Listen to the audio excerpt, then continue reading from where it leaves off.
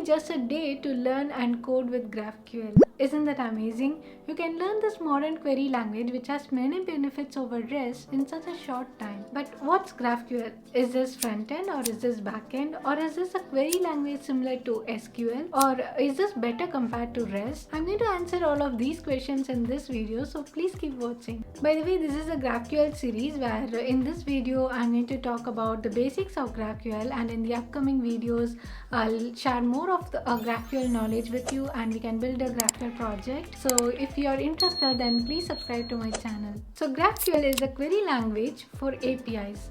And APIs are application programming interface which allows two machines to talk to each other.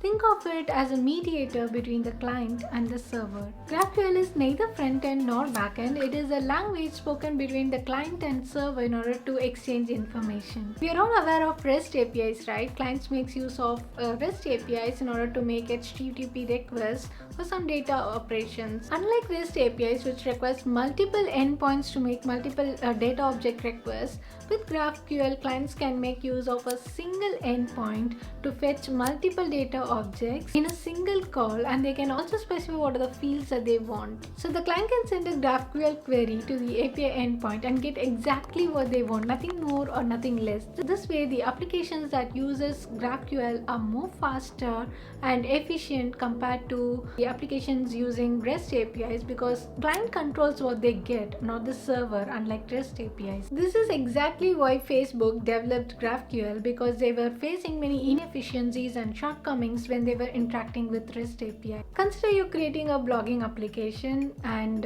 you want to display a user's name and you want to display the posts made by the user and followers of this user. Okay, so let's see how we will do this with REST and GraphQL.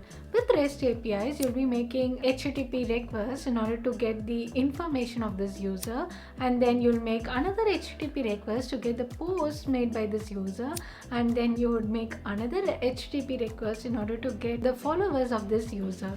And if you see, you just wanted the name of the user, but as a response from the server, you're also getting the other information like birthday, address, which is not required in our case. So this is called overfetching. You're getting more than what you need, and you can also see the problem of underfetching. In order to get the user's name and post and followers, you're making 3 requests, right? Now let's see if these problems are solved when we are using GraphQL. With GraphQL, you're going to make just a single query to your GraphQL server. You just want the name of the user, you want the post made by the user, you want the followers of this user, that's it.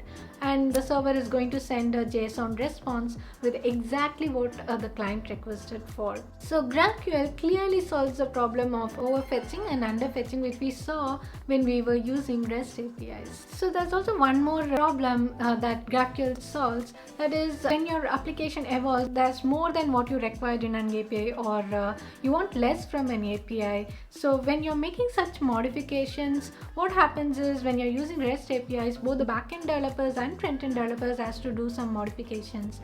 Whereas with GraphQL, it's so flexible that there will be only changes in the front end. There's no modification that's needed in the backend. So these are the basic components that you have to know in order to work with GraphQL. One is schema, resolvers, mutation, GraphQL queries, and there's also subscription, which we'll see in later part of this series. So what is schema? Schema is the first thing that you will build in your server side. It is going to contain all the data in your application and the relationships among them. Okay, so this will contain all the queries that are available, all the mutations that are available. Once you have built the schema, you're going to give it to the front-end developers, and the front-end developers are going to use this schema in order to do GraphQL queries or mutations with GraphQL server. In the server side, you're also having resolvers. That is, for every query and for every mutation, you're going to have a resolver code which is going to communicate with the database and get all the data that's needed for the front end. In the client side, based on the schema, you're going to write GraphQL queries and mutation using the GraphQL endpoint that you have. So what is query? Query is a data request that the client makes to the server.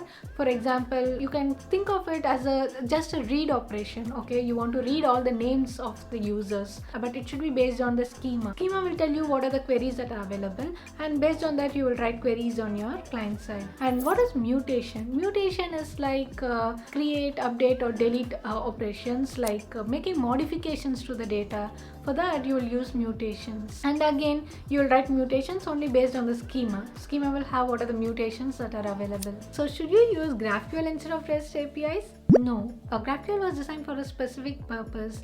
If this doesn't suit you, then you should not be using it.